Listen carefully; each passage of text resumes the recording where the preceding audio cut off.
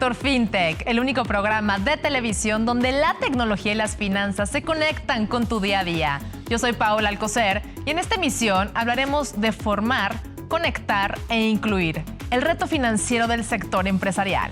En FinTech, en la vida diaria, te contamos todo lo que necesitas saber sobre la adquirencia, ese servicio que convierte cada cobro en una oportunidad para crecer. En el origen de, descubrimos cómo una caída de Amazon Web Service expuso los riesgos de depender de un solo proveedor de nube, afectando a miles de servicios financieros y dejando una lección clave. Y en la entrevista nos acompaña en el estudio Adal Ortiz, presidente de la Coparmex Ciudad de México, para hablarnos sobre educación financiera digital, un tema que hoy ya no es opcional, sino la clave para construir una economía más inclusiva. Y en Radar Digital, la tierra ya no solo vale por lo que produce, sino por lo que representa en el sistema financiero. Hoy analizamos cómo las nuevas regulaciones podrían redefinir la inclusión financiera y el acceso a la propiedad. Esto es Factor FinTech. Comenzamos. Cada día una innovación. Esto es Tendencia FinTech. En el marco de su FinTech Week 2025, Hong Kong anunció que las plataformas de activos virtuales locales podrán compartir sus libros de órdenes internacionales con filiales extranjeras, algo que antes estaba prohibido. Este cambio busca posicionar a Hong Kong como el hub global de FinTech y cripto, mejorando la liquidez y la competencia internacional. DBS Bank y Goldman Sachs completaron la primera operación de opciones OTC sobre criptomonedas entre instituciones bancarias, marcando un paso histórico hacia la adopción institucional de activos digitales. El movimiento demuestra que los bancos tradicionales ya participan activamente en el ecosistema cripto. La filial europea de Amina Bank obtuvo licencia para obtener servicios de trading, custodia y staking y gestión de portafolios en criptoactivos dentro de la Unión Europea. Este avance consolida la tendencia de un marco regulatorio más robusto y transparente en Europa. Enfoque para México: el movimiento europeo podría presionar a otros países a modernizar su regulación cripto. Durante el segundo trimestre de 2025, México se convirtió en el país con mayor inversión de capital de riesgos en startups fintech de Latinoamérica, algo que no ocurría desde 2012. El ecosistema mexicano muestra un crecimiento sólido, atrayendo más capital y oportunidades para emprendedores. El mercado de las finanzas integradas, servicios financieros dentro de las apps y plataformas crecerá a más de $18,000 millones hacia finales de 2025. Cada vez más empresas incorporan pagos, préstamos y seguros directamente en sus aplicaciones. El crecimiento del ecosistema financiero digital no depende solo de la tecnología, sino del conocimiento con el que la aplicamos. Hoy analizamos por qué la educación financiera digital se ha convertido en el verdadero motor de una de las economías más inclusivas. Para conversar sobre ese tema y conocer más a fondo su visión empresarial, nos acompaña Adal Ortiz, presidente de la Coparmex Ciudad de México. Oye, pues bienvenido, Adal. Me da muchísimo gusto recibirte aquí en el estudio de Factor FinTech para hablarnos de temas de gran interés para todos, sobre todo si nos referimos a las finanzas personales, a la educación financiera. Y para iniciar esta conversación, me gustaría que nos des tu particular punto de vista acerca de por qué crees que la alfabetización digital y financiera debe avanzar al mismo ritmo que la adopción tecnológica en empresas y personas. Pau, muy contento de estar aquí contigo y con tu audiencia. ¿Por qué es tan importante la alfabetización financiera y la educación financiera en general? Mira, como mexicanos tenemos una relación con el dinero tóxica. Por un lado, sabemos que lo necesitamos, por un lado lo queremos, nos hace falta, pero por otro lado nos da pena hablar de él. Sí. Es como amor y odio, ¿no? Es como amor y odio, ¿no? Y esto viene y podemos extendernos muchísimo platicando de dónde viene esto, que viene de generaciones y generaciones. Pero entonces partimos de la premisa de que la inclusión financiera se mide a través del acceso, ¿no? Y desde los 70 que se viene estudiando este tema, todos nos preocupamos por cuántas personas tienen acceso al sistema financiero, ¿no?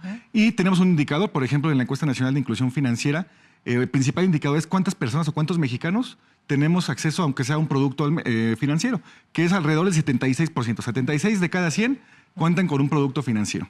Sin embargo, Lo que yo me he dado cuenta al estudiar este tema de fondo, que llevo varios años desde Coparmex estudiándolo, es que importa más el uso o el comportamiento que tenemos con los productos financieros que el acceso. Muchas veces, inclusive, si no sabemos cómo funcionan y cómo usarlos correctamente, es mejor no tenerlos. Desde tu perspectiva, por ejemplo, ¿qué tipo de conocimientos financieros básicos deberían enseñarse desde etapas tempranas para formar usuarios digitales más responsables, más conscientes, pero sobre todo también usuarios que confíen en todas las transacciones o en todo el tema de finanzas digital?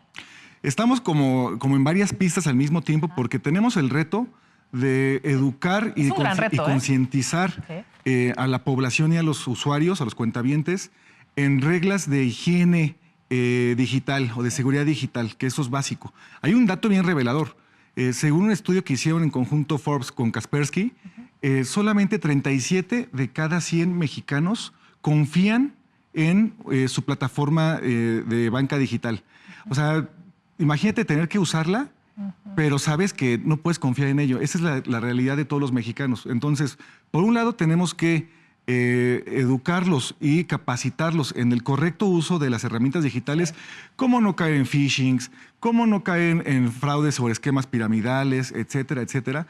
Pero por otro lado, tenemos que abordar la carretera de nuestra relación con el dinero. ¿Cómo le enseñamos a la gente a relacionarse de una forma sana con la lana?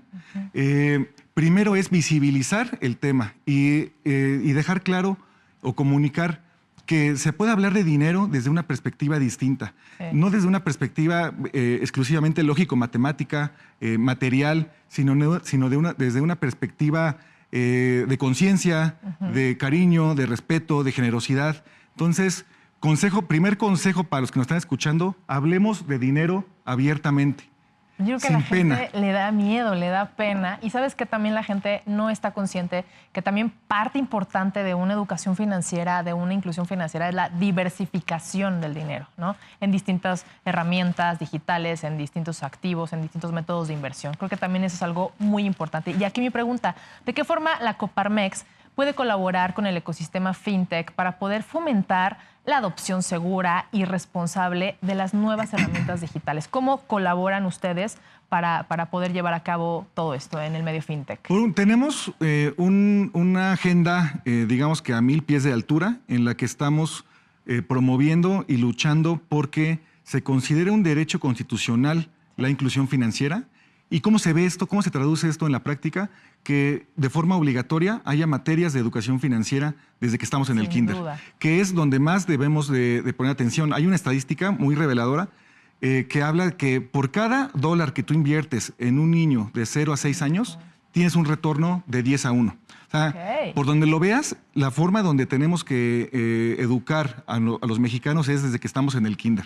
Esta es parte de la agenda de Coparmex Ciudad de México a nivel macro, ¿no? Lograr que sea parte del programa de estudios de forma obligatoria, educación financiera. Y mientras, ¿qué estamos haciendo? Porque también no nos quedamos con las manos cruzadas. Pues tenemos jornadas constantes de capacitación a nuestros socios, a nuestras empresas, porque también uno pensaría que las empresas, por el solo hecho de estar formalmente constituidas, pues ya están incluidas financieramente. Sí, pero existe el término de subbancarización, o sea, hay una muy mala penetración de los productos financieros en las empresas. Solamente alrededor de entre el 20 y el 30%, más o menos como el 23% de las empresas, tienen un crédito activo de manera formal. Eso es catastrófico, cuando la deuda, el apalancamiento, es una herramienta básica para cualquier empresario. Entonces, estamos capacitándolos, estamos estudiando el tema. De hecho, hace unos años publicamos un estudio muy amplio para ver dónde estamos como país en términos de inclusión financiera comparados con otros países y casos de éxito. Y sacamos conclusiones, ¿no? Después de esto, pues, digamos que son ejercicios o esfuerzos colectivos, pero sí hay que dejarlo bien claro. El tema de la educación financiera no es una solución a un problema de condiciones estructurales de desigualdad, ¿no? No pretendemos cambiar la desigualdad del país con actividades o con habilidades individuales, Sin embargo, es nuestro deber como Coparmex hacer que la vida de las empresas sea un poco mejor y tengan más probabilidades de sobrevivir. Oye, hablando de términos financieros, pues nos traes este libro que por favor, de verdad, quisiera compartirle a toda la audiencia. Platícanos de este libro. Creo que además de todo dice, aprende a manejar tu dinero para alcanzar la libertad financiera. Yo creo que hablar de libertad financiera, hablar de educación financiera, de las finanzas personales, yo creo que a todo mundo nos importa. Es un tema en el cual pues queremos estar empapados. Cuéntanos acerca de este libro, por favor. Gracias, Pau. Pues mira, Poderoso Compañero es parte de este esfuerzo, digamos, colectivo. Y partimos de la premisa de que toda decisión financiera es, en el fondo, una decisión emocional. Sí. No está bien ni mal, así es. Pero está ligado con lo emocional. 100%. Sí. De lo que se trata es de hacerlo de forma consciente. Sí.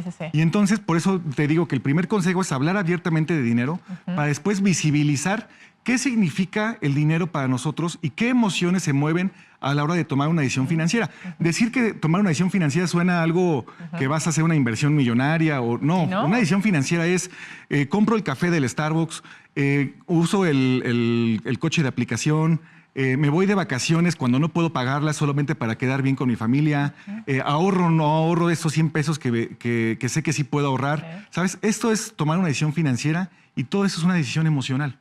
Excelente. Pues de verdad, gran libro. Se los recomiendo muchísimo porque yo creo que es algo que todos tenemos que tener en casa, conocer mucho más de este tema y sobre todo seguir estas estrategias y estos puntos para poder lograr lo que tanto anhelamos. Yo creo que todos en casa, los que me están viendo no me dejarán mentir, lo que es la libertad financiera. Así que muchas gracias por acompañarnos en el estudio, Adal Ortiz, presidente de la Coparmex. Siempre bienvenido aquí a Factor FinTech. Gracias. Muchas gracias, Pau. Muchas gracias.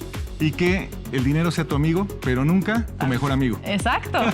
Y que emocionalmente podamos conectar con ellos. Gracias. Continuamos con más aquí en Factor FinTech.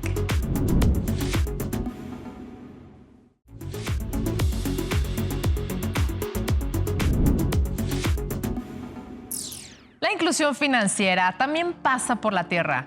Hoy analizamos cómo la digitalización y las nuevas regulaciones podrían abrir o cerrar el acceso a la propiedad. Para debatir el tema nos acompaña vía Zoom Rafael Álvarez. Bienvenido, Rafael, ¿cómo estás? Un gusto saludarte. Igualmente, Paola, mucho gusto en saludarte y gracias por la invitación. Muy bien, ¿tú cómo has estado? Bien, gracias. Pues iniciamos este debate hablando de temas regulatorios. ¿Regular o frenar la innovación? La falta de marcos claros sobre propiedad comunal, ejidal y privada complica la entrada de fintech e inversionistas. Bajo tu punto de vista, ¿hasta qué punto la regulación protege y cuándo se convierte en un obstáculo? Históricamente, la legislación de México ha sido una legislación muy proteccionista, muy controladora. Se trata de tener todo el control de todas las situaciones, tratar de legislar todos y cada uno de los detalles. Comparativamente con jurisdicciones como Estados Unidos, que tienen ley casuística que avanzan muy rápidamente, o jurisdicciones que tienen unas legislaciones muy avanzadas como la Unión Europea, ellos ya tienen una legislación para todo lo que es el blockchain. E incluso países como San Salvador y Argentina ya tienen legislaciones específicas y nosotros nos hemos quedado un poquito atrás, yo creo que en un tema de miedo, o no sé cómo se podrá definir por parte de las autoridades, para poder dar el paso adelante de tener unas reglas claras y una legislación que nos puedan ayudar a implementar bien este tema de los blockchains. Y siempre es distinto, ¿no? Hablando de temas regulatorios, comparado, ¿no?, con Europa y, bueno, teniendo el caso de México. Hablando del suelo, también puede ser financiero hoy. La propiedad de la tierra empieza a integrarse al sistema financiero. Créditos garantizados por terrenos, tokenización de activos inmobiliarios y registros digitales prometen más inclusión, pero también nuevos desafíos legales. Bajo tu opinión, ¿qué consideras en este caso? El tema del blockchain es un avance, definitivamente. Es un tema donde podemos tener contratos electrónicos automáticos con un clausulado bastante específico que van sucediendo conforme se van dando las condiciones. El uso del blockchain no puede ser, por lo menos ahorita en este momento de la legislación mexicana, uso exclusivo, aun cuando lo pudiéramos utilizar para otros temas como temas mercantiles contractuales. Sí. El tema de México en la legislación de los terrenos, de las propiedades, de las propiedades inmuebles, tiene que ver con los registros públicos de la propiedad y con los temas de las notarías. Entonces, paralelo al tema del blockchain, tenemos que llevar y tenemos que hacer la documentación de los notarios y la documentación del registro público de la propiedad. Ojo, esto no quiere decir que no lo podamos utilizar o que no sea válido, sino que tienen que hacer los contratos, y esos contratos tendrán que especificar dentro de su clausulado cómo se va a utilizar el blockchain y cuáles son las responsabilidades que tiene cada una de las partes y cómo se van a ir dirimiendo, basados en la legislación que tenemos actualmente funcionando, para poder tener un marco legal adecuado para este tipo de situaciones y que no tengamos alguna posible escape de una de las partes. Excelente, gracias, Rafael. Y si hablamos de riesgo de concentración, si los riesgos grandes, fondos o fintech empiezan a financiar proyectos sobre tierras digitalizadas, bajo tu punto de vista, ¿podríamos ver una nueva forma de acaparamiento financiero del territorio? Definitivamente, esa siempre es una situación, esa siempre es una posibilidad. Es importante que al momento de que estamos entrando, voy a poner un ejemplo que no tiene nada que ver específicamente, pero que sin embargo pudiera manifestarse de lo que estás preguntando. Las fibras. Bueno, tienes una inversión que por el monto de la entrada a la inversión de la fibra, una inversión individual pudiera hacer que no tuvieras ese rendimiento o esa rentabilidad de la que puedes obtener por una inversión mayor, porque estás participando, tienes un apalancamiento en el mercado, tienes la capacidad de inversión, tienes una capacidad de negociación mucho más grande. Entonces todos estos factores se conjuntan y lo pudiéramos ver como, desde mi punto de vista, una ventaja. Por supuesto que siempre se pueden dar deformaciones en el mercado y existen excesos que no debemos de incurrir, en los que pudiera haber una acumulación exacerbada de ciertas áreas que pudieran limitar o que incluso pudieran modificar cuáles son los costos de mercado. Realmente, el tamaño de las ciudades con respecto a la población total, por ejemplo, un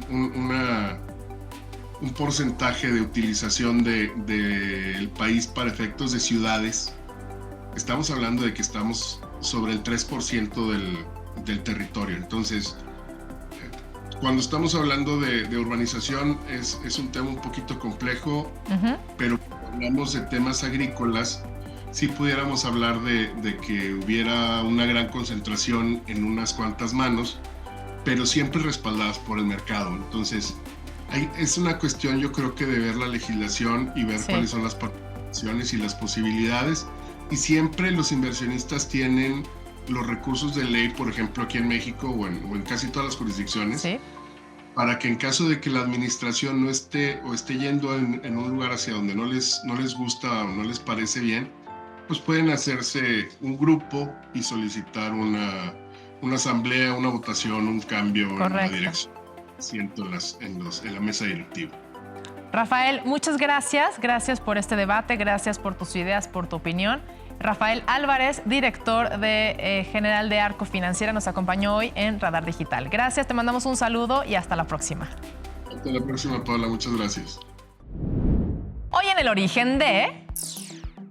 En días pasados, una falla en Amazon Web Service afectó a más de 23,000 servicios en línea en todo el mundo, incluyendo plataformas financieras, aplicaciones de transporte, marketplaces y sistemas de pagos digitales. La interrupción duró cerca de 6 horas y provocó pérdidas estimadas en más de $150 millones por transacciones no procesadas y caída de servicios críticos.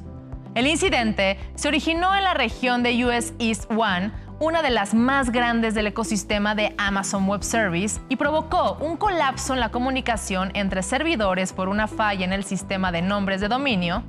Esto afectó no solo a grandes corporaciones, sino también a pequeñas fintech que dependen de esta infraestructura para procesar pagos, autenticar a usuarios y almacenar información sensible. En México, el 78% de las fintech utiliza servicios en la nube para operar y el 62% depende exclusivamente de un solo proveedor. Esto significa que una caída global como la de Amazon Web Service puede dejar fuera de línea a buena parte del ecosistema financiero digital de todo el país. La lección es clara: la nube no es infalible. En un entorno donde la digitalización es sinónimo de competitividad, la resiliencia tecnológica se vuelve tan importante como la innovación. Diversificar proveedores, crear planes de contingencia y garantizar la redundancia de datos no son gastos, sino inversiones para proteger la confianza y la continuidad del negocio. Porque cuando la nube se apaga, no solo se detiene la tecnología, se detiene el dinero. Continuamos con más en Factor FinTech.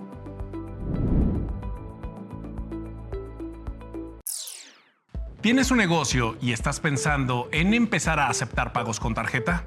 Entonces necesitas una terminal de cobro, lo que en el mundo financiero se conoce como adquirencia. Pero antes de comprar la primera que veas, hay varios puntos que valen la pena considerar para elegir la opción más conveniente. Primero, entiende que estás contratando. Una terminal o adquirencia no es solo un aparato donde pasas las tarjetas. Es un servicio completo que procesa los pagos, los valida y deposita el dinero en tu cuenta. Detrás de ese pequeño dispositivo hay una empresa que define cuánto te cobra, cuánto tarda en depositarte y qué tan fácil será resolver un problema si algo falla. El primer punto a considerar son las comisiones.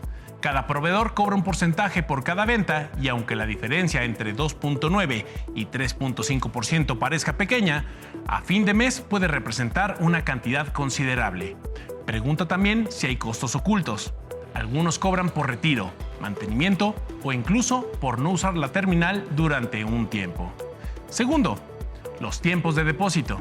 Hay terminales que te depositan al día siguiente, otras tardan 48 o 72 horas y algunas ofrecen depósitos inmediatos, pero con una comisión mucho más alta. Si tu negocio necesita flujo de efectivo rápido, esto puede ser un factor decisivo. Tercer punto, la movilidad y compatibilidad. Si vendes en bazares, ferias o entregas a domicilio, te conviene una terminal inalámbrica que se conecta a tu celular o que tenga su propio chip. Si en cambio tienes un local fijo, una terminal con conexión Wi-Fi o Ethernet puede ser más estable y económica. Otro aspecto clave es el soporte y la facturación. Algunos proveedores pequeños no te dan factura o tienen atención al cliente limitada. Verifica que tengan soporte sobre todo en español, atención telefónica y, si es posible, presencia en México. Cuando algo falla, esa diferencia puede ahorrarte muchos dolores de cabeza. Porque al final, mientras más fácil le hagas el pago al cliente, más oportunidades tendrás de vender. Esto fue FinTech en la vida diaria, donde entendemos cómo la tecnología financiera puede ayudarte a mejorar tu negocio y tu vida cotidiana. Así llegamos al final de Factor FinTech. Mientras llegue el próximo episodio, te invitamos a seguir la conversación en nuestras redes sociales en @FactorFinTech. Comparte, comenta y súmate a la comunidad que está transformando las finanzas desde la tecnología. Y no olvides visitar nuestro portal en www.factorfintech.com, donde encontrarás entrevistas, cápsulas y mucho más contenido exclusivo. Yo soy Paola Alcocer y esto fue Factor FinTech. Hasta la próxima.